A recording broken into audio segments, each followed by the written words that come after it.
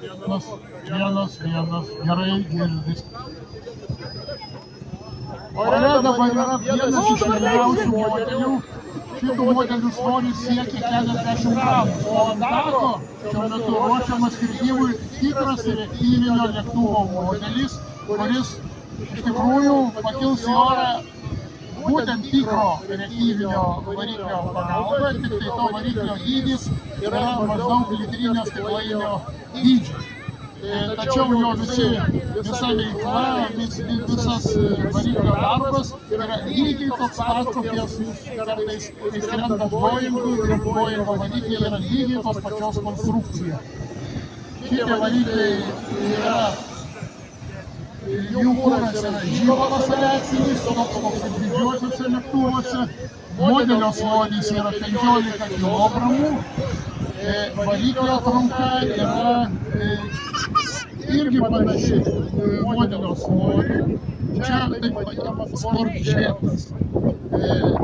Sportinis lėktuvas, jis nėra nevados kopija, tiesiog su juo galima taip pat atlikti akrobatinis figūras. Jis yra pilnai padarytas to piloto, kuris dabar jau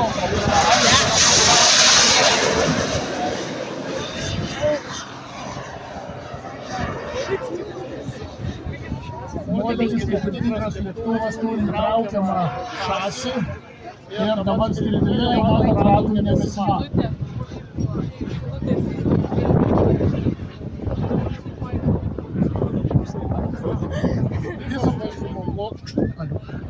Visos valdymo plokštumos šito modelio yra kaip ir tikro lėktuvo.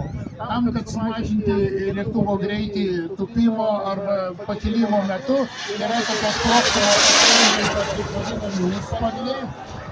Valdomas ant sparnų esančiomis plokštumomis, kažkokiais elementais.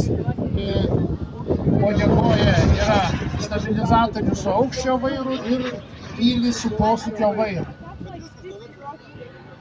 Kaip matot, atlieka figūras gana račiai.